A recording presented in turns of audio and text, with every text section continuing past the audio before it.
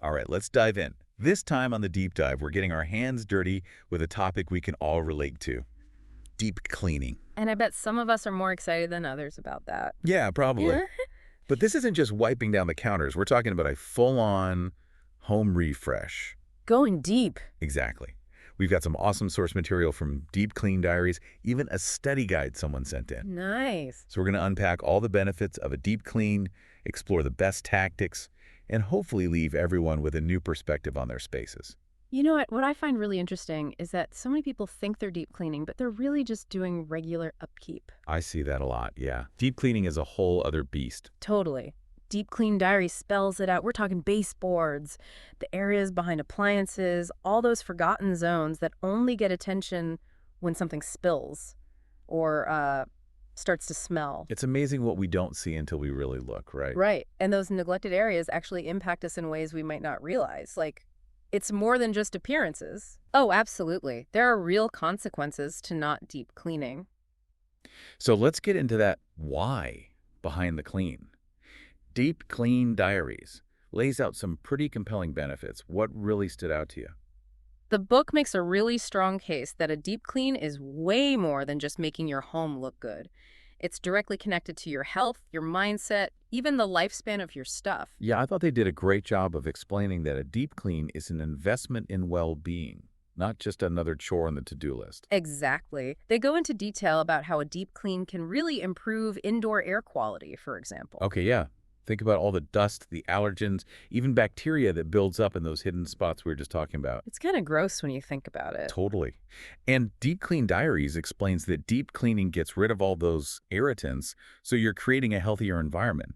And that's especially important for anyone with allergies or like breathing problems. For sure. It's not just about what you can see, it's about what you're breathing, too. Right. Makes total sense. And then there's the mental aspect. Yeah. I mean, some people find cleaning stressful, but Deep Clean Diaries actually argues for the opposite. What's their take on that? Well, they emphasize that a clean space and a calm mind go hand in hand. You know how people say clear your head when they're talking about decluttering? Oh, yeah, all the time. And honestly, when my surroundings are a mess, my mind feels messy too. It's so true. I think it's about creating a sense of order and control in your environment, and that can actually minimize distractions, help you relax, even boost your mood and how productive you are. It's almost like a clean space is a visual representation of a calm mind. I like that. A Yeah. visual representation of a calm mind. Hmm. Okay, so deep cleaning can make us healthier and less stressed. But there's another benefit that I think people often overlook. And Deep Clean Diaries really made me rethink this one. How deep cleaning impacts our belongings. Like, I'm guilty of letting dust build up on things, but the book made me realize that's not a good idea. Yeah, they drive home the point that dust and grime can actually contribute to wear and tear, especially on things like fabrics, wood furniture, and electronics. I was surprised by the example they gave about electronics. They said that dust buildup can trap heat and potentially damage the components. See, deep cleaning is good for your stuff too. It's like giving your home and everything in it a little TLC. All right, we've got a good grasp on the why. Now let's talk tactics. Deep Clean Diaries gets into the nitty-gritty of actually tackling a deep clean. What were some of the strategies that stood out to you? Well, they have this whole thing about a systematic approach, breaking the process into manageable steps. And one of the most effective things they talk about is this top to bottom method for getting rid of dust. Right. I remember that. So you start high, working your way down. Exactly. Like you start with your ceiling fans, then your light fixtures, your shelves, door frames, all the way down to the floor. And it just makes sense because you're working with gravity instead of against it. You're not just randomly dusting. It's more like a strategic attack plan. Totally. Plus, it's really satisfying. See, all that dust disappears as you move down the room. I bet. Now, what about floors and carpets? They take a beating, especially in high traffic areas. Yeah, definitely. Deep Clean Diaries recommends vacuuming and mopping or steaming hard floors regularly, and then doing a deeper steam clean on carpets and rugs every season. Okay, that makes sense for carpets. I have to admit, I'm definitely guilty of forgetting about them. It's easy to do. We forget about all the dirt and allergens that build up deep down over time. But a regular deep clean can really extend the life of your floors. So we've dusted from the ceiling down and tackled the floors. What about those sneaky little spots that always seem to collect dust bunnies, like corners and baseboards? Ah, yes, the hidden dirt traps. Mm-hmm. Deep Clean Diaries does not let us forget those. They say those areas are magnets for dust bunnies, pet hair, all sorts of grime. So we're not just sweeping it under the rug, are we? Nope. For regular cleaning, they suggest just wiping them down with a damp cloth or using a vacuum attachment. And if there's something stuck on there, a little all-purpose cleaner on a microfiber cloth should do the trick. Got it. Let's move on to the kitchen. Deep Clean Diaries gets really specific about how to deep clean appliances. Where did they even start? They break it all down, appliance by appliance, and they start with the one everybody dreads, the oven. Of course. To get rid of baked-on grease and grime, they recommend a baking soda paste or a specialty oven cleaner. Baking soda really is a superhero in the cleaning world, isn't it? Uh, What about the fridge? Any tips for tackling that monster? oh, yeah. They make it way more manageable by breaking it down into 2 steps. First, you got to declutter. Get rid of all the expired food, the old condiments, anything that's taking up space but not actually getting eaten. Out with the old, in with the hopefully fresher food this time. Exactly. And once you've decluttered, then you can focus on the actual cleaning.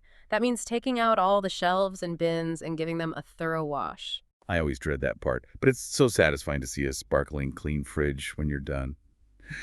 All right, last kitchen appliance. What about the microwave? They've got to have some genius hack for that splattered mess, right? You know it. They suggest the classic water and vinegar, steam clean. I love that one. It's like a little sauna for your microwave. Okay, last but definitely not least, the bathroom. It's the battleground against mildew and everything damp and, well, potentially gross. So true. Deep Clean Diaries stresses that a good mildew remover is absolutely essential for the tiles and grout. And they remind us to pay attention to the mirrors, the fixtures, and of course, the toilet. No mildew monster is safe. So we've covered the major cleaning hotspots. What else does Deep Clean Diaries offer in terms of guidance? They actually have a whole section where they go room by room and give you detailed checklists and tips for each space. The living room, bedroom, office, everything. They're all about creating a sense of sanctuary in every corner of your home. That's great. We won't bore everyone with reading every single task right now, but it's good to know they have all those details spelled out. Ugh. So beyond the room-specific stuff, what about those expert tips they give? Anything that really resonated with you? One of the most practical tips they give, and we hear it a lot, but it's worth repeating, is the power of the checklist. I am all about checklists. It just makes everything feel so much more organized and manageable, like a roadmap for your cleaning quest. Exactly. And Deep Clean Diaries emphasizes that a checklist can help you stay motivated, too. You see those tasks getting checked off, and it gives you a sense of accomplishment. Love that. All right, what about product recommendations? Do they get into specific brands or anything like that? They don't actually endorse any specific brands, but they do stress the magic of a good multi-purpose cleaner. Oh, one bottle to rule them all. That's my kind of cleaning product. Right. Streamlines the process, makes everything easier. Okay, and I got to ask about this one. They mentioned using music or podcasts as a cleaning companion, right? They do, yeah. It's all about making cleaning more fun, helping the time pass faster. Turn that chore into something enjoyable. I love listening to audiobooks while I clean. It's like multitasking for the win. Speaking of making things more enjoyable, we have that Deep Clean Diaries study guide to get into. Yeah. But before we do that, what stood out to you from the book's advice on maintaining that post-deep clean freshness? They had some really good advice on making the clean last longer. And it all comes down to establishing good habits. Like, they really emphasize the importance of spot cleaning. Yes. Yes. Tackling those little messes as they happen. Exactly. It's like that saying, a stitch in time saves 9, right? Or in this case, a quick wipe down saves you from a massive scrubbing session later. I am all about that preventative approach. So much easier to wipe up a spill right away than to deal with a sticky mess later on. Right. And they also emphasize the importance of having a weekly cleaning schedule. They say you got to find a rhythm that works for your lifestyle, whether it's dedicating a whole day to cleaning or spreading it out over a few days. The key is consistency. Makes sense. It's about finding a system that keeps things from getting out of control and makes those deeper cleans less daunting. Okay, we've covered a lot of ground with Deep Clean Diaries. The why, the how, even some tips for keeping things clean once you've done the work. Now let's shift gears and dive into that study guide you mentioned. I'm ready to test my deep cleaning knowledge. Let's do it. Okay, study guide time. This feels like we're back in school. Pop quiz. Huh. I'm a little competitive, I gotta admit. I'm ready to ace this thing. I think you'll do great. Deep Clean Diaries gave us a pretty solid foundation. Okay, first question. How does deep cleaning differ from regular cleaning? Good one. It's like the most basic question, but it really gets to the heart of what deep cleaning is all about. Right. The study guide points out that deep cleaning is all about those neglected areas, baseboards, corners, behind appliances. It's about being way more thorough than just like a quick surface clean. It's a totally different mindset. You're not just tidying up, you're really sanitizing and refreshing the whole space. Okay, next question. Why is deep cleaning so important for indoor air quality? We touched on this earlier, but it's definitely worth repeating. Totally. The answer in the study guide reminds us that all those little nooks and crannies, those are like prime real estate for dust and allergens and even bacteria. And deep cleaning gets rid of all that stuff. Makes a big difference, especially for people who have allergies or breathing problems. Moving on. This question goes back to our stuff. How does deep cleaning help our belongings last longer? I like this question. It really highlights the preventative aspect of deep cleaning. So true. The study guide explains that dust and grime can actually damage things over time, like fabrics, wood, electronics. So when you deep clean, you're basically removing those damaging elements. It's a small investment of time and energy, but it can really save you money and headaches in the long run. All right, back to dust-busting tactics. The quiz wants us to describe the recommended approach for getting rid of dust during a deep clean. Are you sensing a theme here? Dust, dust everywhere. But yeah, the answer emphasizes that top-to-bottom approach we talked about, starting high with light fixtures, shelves, door frames, all that, and then working your way down. Makes so much sense when you think about it. Yeah, way more efficient than just randomly dusting. Yeah. Okay, onto the kitchen. The quiz is focusing on the big three: oven, fridge, and microwave. Let's see if we remember those deep clean diaries strategies. For the oven, the study guide says baking soda paste or a specialty oven cleaner for baked-on grease. Nailed it. What about the fridge? Two-step process. First, clear out all the expired food. Got to make room for the fresh stuff. And then the actual cleaning. Taking out shelves and bins and giving them a good wash. Perfect. And the microwave? Water and vinegar, baby. It's Yeah. a classic for a reason. Simple and effective. No harsh chemicals needed. Okay, on to the bathroom. This question asks why a mildew remover is so important for a deep clean. Well, bathrooms are basically mildew magnets because they're so humid. Right. Perfect environment for it to grow. The study guide says that using a mildew remover on the tiles and grout will get rid of that pesky fungus and really sanitize the whole space. It's non-negotiable for a truly deep clean bathroom. Okay, what's next? The bedroom. The quiz wants us to list 3 tasks involved in deep cleaning this haven of rest. Ah, my favorite room. Let's make it a sanctuary of clean. First up, washing all the bedding, including mattress covers, comforters, and pillows. Gotta love fresh sheets. What else? Definitely vacuuming under the bed. You never know what you'll find there.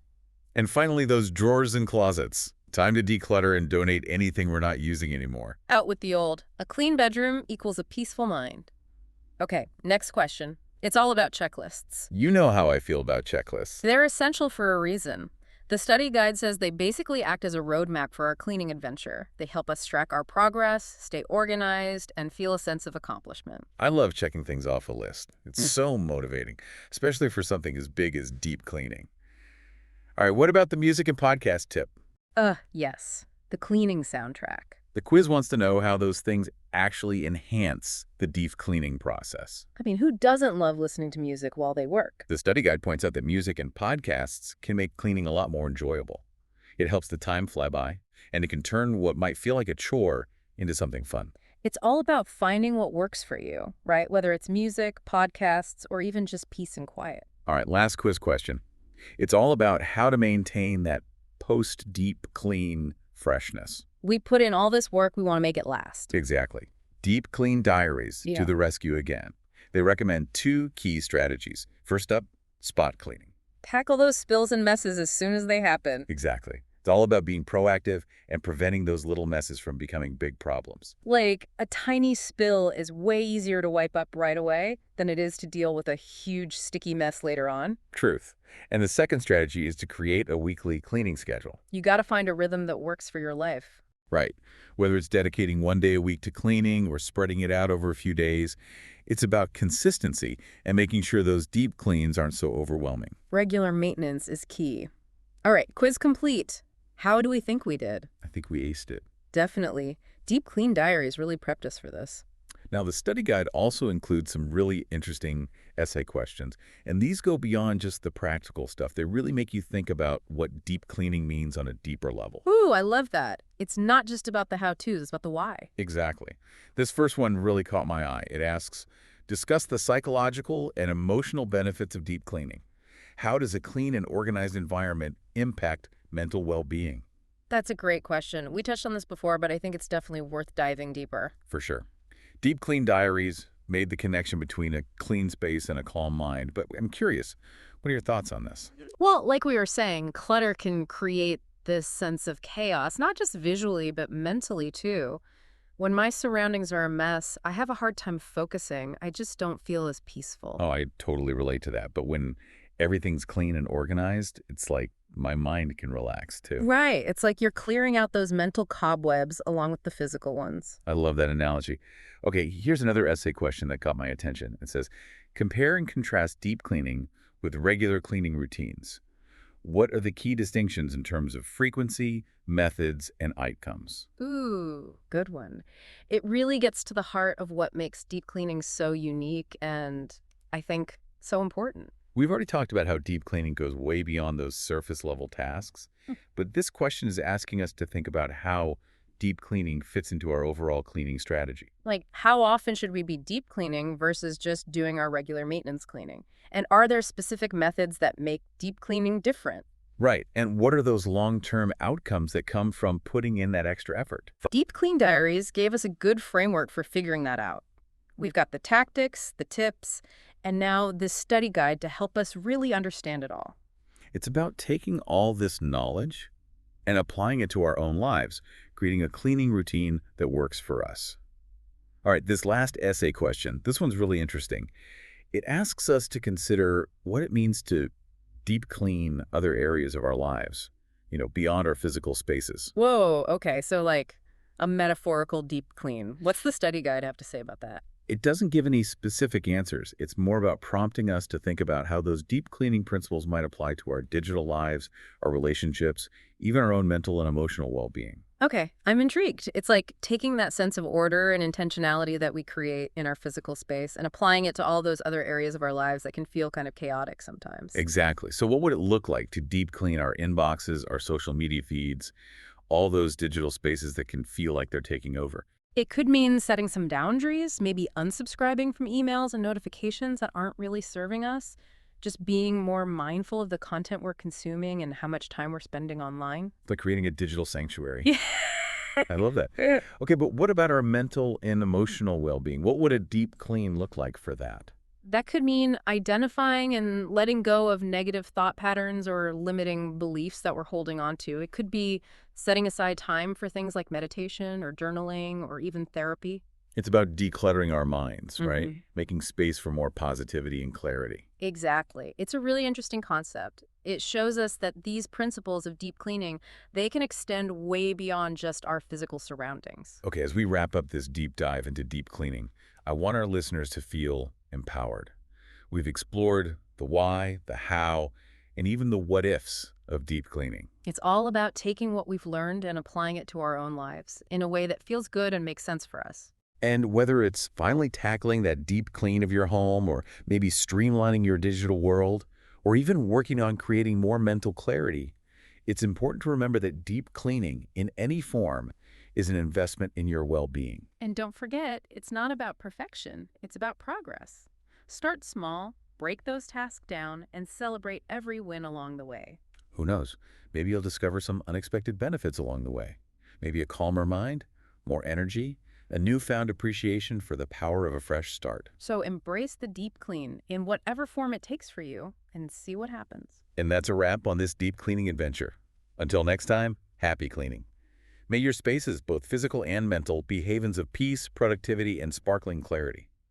We spent all this time talking about cleaning our physical spaces, but that last essay question from the study guide, that really got me thinking. It asks, what if we apply these deep cleaning principles to, like, the less tangible areas of our lives? Yeah. It's pretty mind-blowing when you think about it. It is. We put so much effort into decluttering and organizing our homes, right? Creating this peaceful, functional environment. But what if we took that same approach to our digital lives, our relationships, even our own minds. Okay, yes, I'm so on board with this idea. But how do we even begin to tackle something like a digital deep clean? Feels kind of overwhelming just thinking about it. All those emails, the notifications, the never-ending scroll of social media. It's true. Deep Clean Diaries doesn't really go into that specifically, but I think the underlying principles still apply. Like, just as we create a cleaning plan for our homes, we can be more intentional about how we manage those digital spaces. So instead of letting our inboxes and notifications pile up, we create a system for dealing with them more efficiently. Maybe we set some boundaries around when and how we check those things. Unsubscribe from all the stuff we don't need. Be more mindful about how we're spending our time online. Exactly. It's about taking back control, creating a digital environment that feels less chaotic, less stressful, and more aligned with what we actually care about. It's like a digital detox meets Marie Kondo. Okay, I can get behind that. But what about this whole deep clean for our minds and our emotional well-being? That feels even harder to grasp. I know it sounds a little out there, but it's really just about bringing that same awareness and intentionality to our inner world, right?